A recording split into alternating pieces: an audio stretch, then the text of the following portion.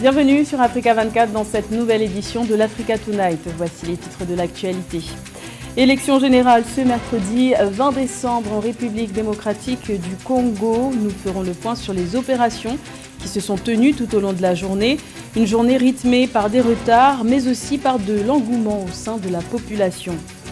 Nouvelle date pour la tenue du 8e congrès extraordinaire du PDCI RDA en Côte d'Ivoire. Initialement prévu le 16 décembre, mais annulé sur ordonnance judiciaire. La rencontre se tiendra le 22 décembre. Le nouveau président du parti devrait y être élu. Et les travaux d'aménagement et de pavage de la ville de Rufisque ont été lancés au Sénégal. L'inauguration a été faite par le Premier ministre Amadou Ba. Il s'agit d'un projet à 13 milliards de francs CFA. Ce mercredi était un jour de vote en République démocratique du Congo. Quelques 44 millions d'électeurs étaient appelés aux urnes dans le cadre des élections générales. Ces scrutins à grande échelle ont suscité un réel engouement au sein de la population, malgré l'accumulation des retards dans l'ouverture des bureaux de vote. On fait le point avec notre envoyé spécial d'Eva Panzou.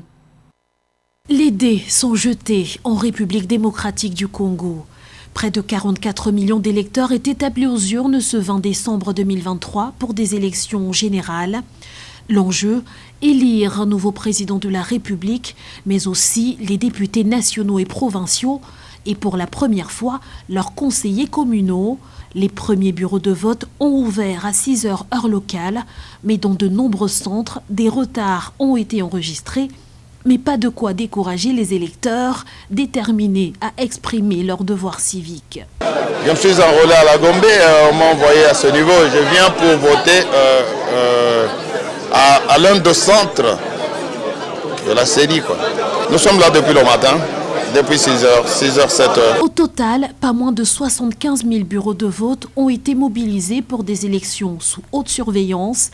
Le président sortant Félix Tshisekedi a voté à Kinshasa au bureau Saint-Georges de la commune de Kitambo. L'opposant Martin Fayoulou a voté à l'Athénée de la Gombe, dont la capitale Kinshasa. Moïse Katumbi, quant à lui, a effectué son devoir civique au bureau de vote de l'Institut Bwakia à Lubumbashi, malgré quelques contraintes logistiques.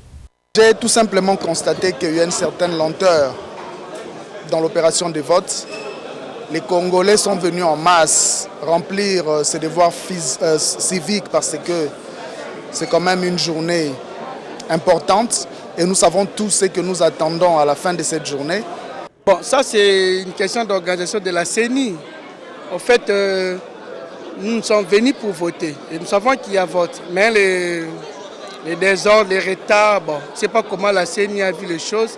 Il devait déjà la nuit peut-être commencer à préparer, à afficher, mais c'est pris, on arrive ici à 8h, les bureaux et les matériels qui venaient d'arriver.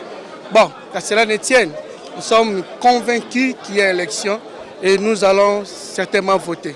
Selon la CENI, le vote s'est en effet poursuivi au-delà de la fermeture officielle des bureaux de vote afin de rattraper les retards et permettre à chaque électeur d'exprimer sa voix.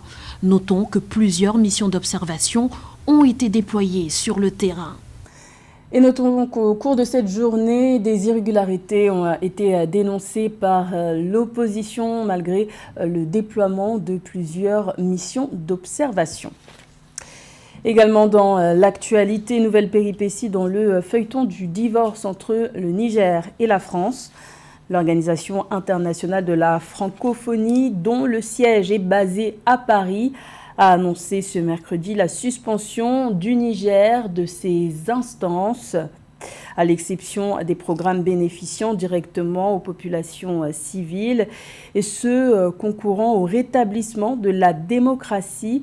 Cette décision prise le 19 décembre est une réponse au coup d'État militaire du 26 juillet dernier qui a renversé le président Mohamed Bazoum.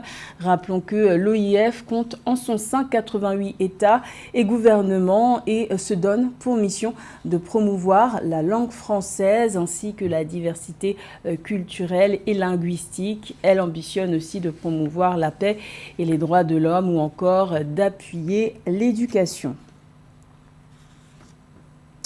En Côte d'Ivoire, la date du 8e congrès extraordinaire du PDCI-RDA est désormais connue. Initialement prévue le 16 décembre et suspendue à la dernière minute sur ordonnance judiciaire suite à la requête de militants qui dénonçaient l'opacité du processus. La rencontre a été fixée au 22 décembre.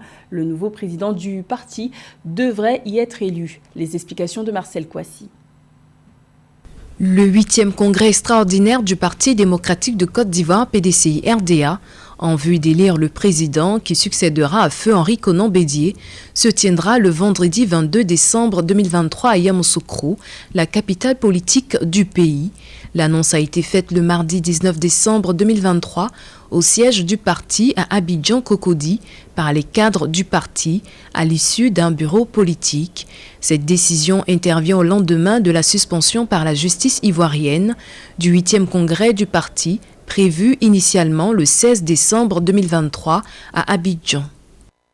Pour maintenir le niveau de mobilisation enregistré à l'occasion du 8e congrès extraordinaire, le président a proposé les mesures suivantes.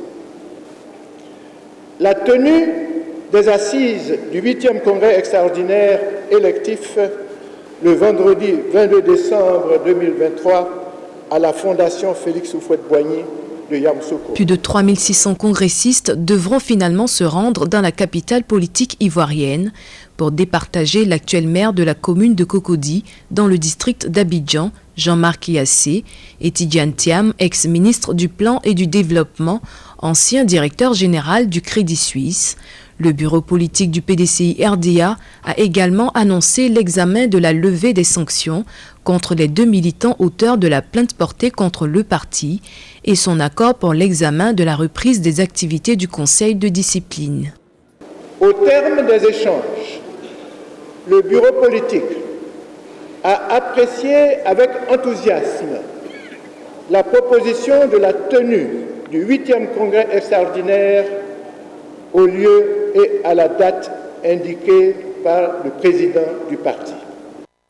Le président a donné la possibilité à tous les candidats de s'exprimer.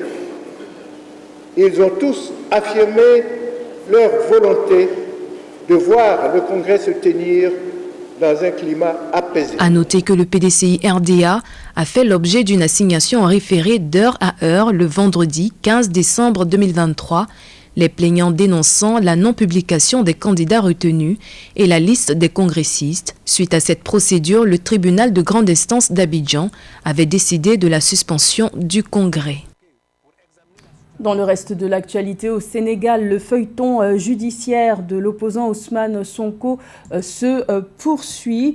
Le maire de Ziguinchor ne parvient pas à récupérer ses fiches de parrainage auprès des autorités administratives, malgré la décision de le réintégrer sur les listes électorales rendues le 14 décembre par le tribunal de Dakar. Il s'agit pourtant d'une étape cruciale en vue d'assurer sa participation à l'élection présidentielle de février 2024. Rappelons que le temps est compté pour Ousmane Sonko puisque l'échéance du recueil des parrainages et du dépôt de candidature à l'élection présidentielle est fixée au 26 décembre. Le désenclavement du département de Rufisque est en marche au Sénégal. Le Premier ministre Amadou Ba a inauguré le 19 décembre le lancement des travaux d'aménagement et de pavage. Le chantier s'étend sur 39 km pour un coût de 13 milliards de francs CFA. Le point avec Cheikh Omar Kamara.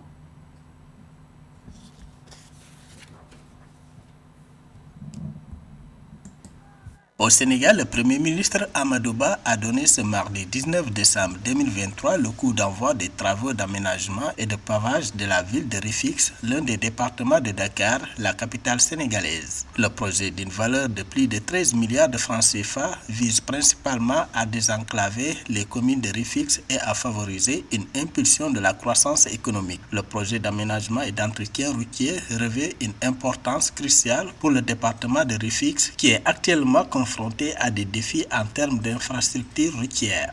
Le programme spécial de désenclavement que le président Macky Sall a bien voulu mettre en œuvre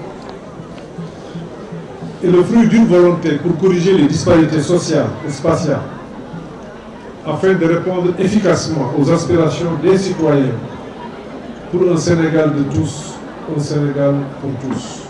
En plus de l'aspect économique, le projet d'aménagement et d'entretien routier aura également un impact positif sur la qualité de vie des habitants de Rufisque. Les nouvelles routes faciliteront l'accès aux services essentiels tels que les écoles, les hôpitaux et les commerces, améliorant ainsi les conditions de vie de la population locale. Amadou Ba, en tant que Premier ministre, a souligné l'importance de cette initiative dans le cadre de la vision gouvernementale visant à réduire les inégalités sociales et à créer un environnement favorable aux investissements et au développement durable. Cet important programme prévu dans le département, dont les travaux dureront 20 mois, je dis bien 20 mois,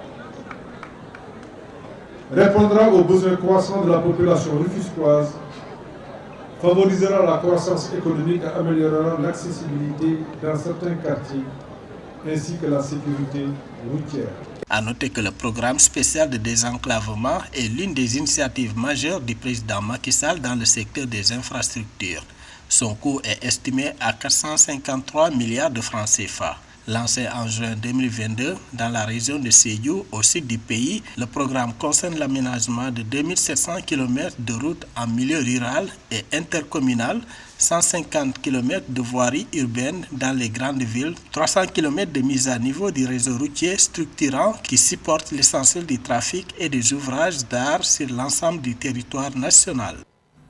Accroître les flux d'investissement et favoriser une croissance économique durable.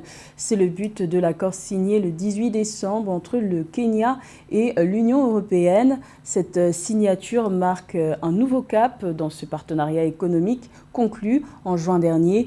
Il ne reste plus que le vote des parlementaires kenyans et européens pour qu'il entre en vigueur. Les précisions de Sarah Meele.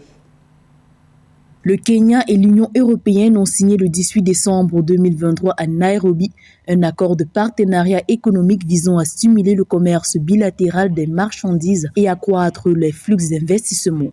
Producteur de thé, de café, de fleurs, de fruits et de légumes, le Kenya a exporté vers l'Union européenne 21% de ses échanges globaux, soit 3,3 milliards d'euros en 2022. Selon les autorités kenyanes, cet accord devrait permettre de renforcer les liens commerciaux durables entre les deux continents.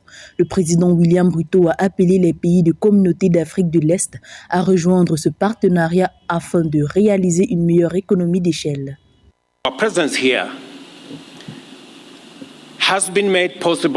Je suis particulièrement heureux que l'accord que nous signons aujourd'hui laisse la porte ouverte, et je dis bien grande ouverte, à nos partenaires de la CAE pour qu'ils se joignent à cet accord afin qu'ensemble, en tant que région, nous puissions bénéficier des économies d'échelle et que l'Europe puisse également bénéficier des économies d'échelle de son côté.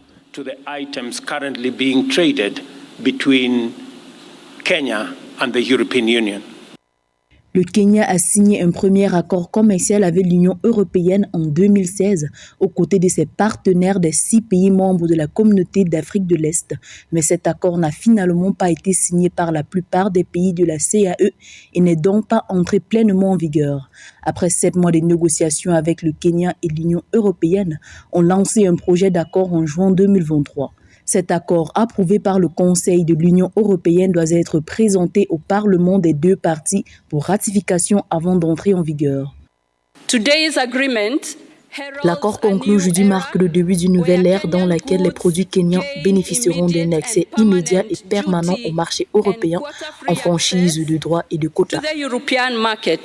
L'accord tient compte des besoins de développement du Kenya en prévoyant une période plus longue pour l'ouverture progressive de son marché. Il comprend également une sauvegarde spéciale pour l'agriculture, la sécurité alimentaire et les industries naissantes.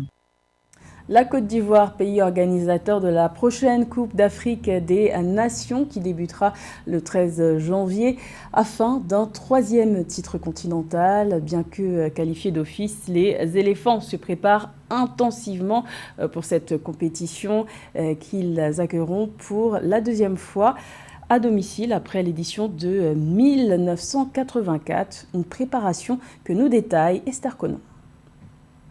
Les éléphants ont marqué de leur empreinte la Coupe d'Afrique des Nations en remportant 2 fois le trophée en 1992 et en 2015. Pays hôte de cette 34e édition de la CAN, les éléphants espèrent remporter leur 3e titre continental à domicile. Les entraîneurs de la sélection sont à pied d'œuvre pour que l'équipe soit à la hauteur de la compétition. Notre rôle, c'est de les mettre en condition pour des matchs précis. On travaille avec eux sur le plan technique, entre parenthèses, mais surtout sur le plan mental. Leur apporter notre expérience de compétition internationale. Jouer pour la Côte d'Ivoire à domicile, ça ne sera pas aisé. Ça ne sera pas aisé jouer à Côte d'Ivoire à domicile. Nous le savons, nous tous. Nous sommes passés par là. Il faut les amener à canaliser tout ça. Il ne faut pas trop mettre pour qu'ils soient effrayés, mais juste comme il faut. Et comme je leur dis tout le temps, je le répète tous les jours à l'entraînement, ayez confiance en vous. La sélection ivoirienne est logée dans la poule A aux côtés du Nigeria, de la Guinée équatoriale et de la Guinée-Bissau. Si son principal challenger affiché est le Nigeria, les 2 autres équipes peuvent créer des surprises aux favoris du groupe. Ça va être un groupe difficile parce que, comme je disais tout à l'heure lors d'une interview, il n'y a plus de petites équipes. Et puis le Nigeria, c'est costaud, c'est plusieurs Coupes du Monde, c'est Osimhen, c'est tout ça. Mais nous, on est la Côte d'Ivoire quand même. Le défi est grand pour les éléphants, qui ont ainsi l'occasion de redorer leur blason à domicile lors de cette CAN qui se déroulera du 13 janvier au 11 février 2024. C'était le journal de la rédaction. Merci de l'avoir suivi. L'information continue sur Africa 24.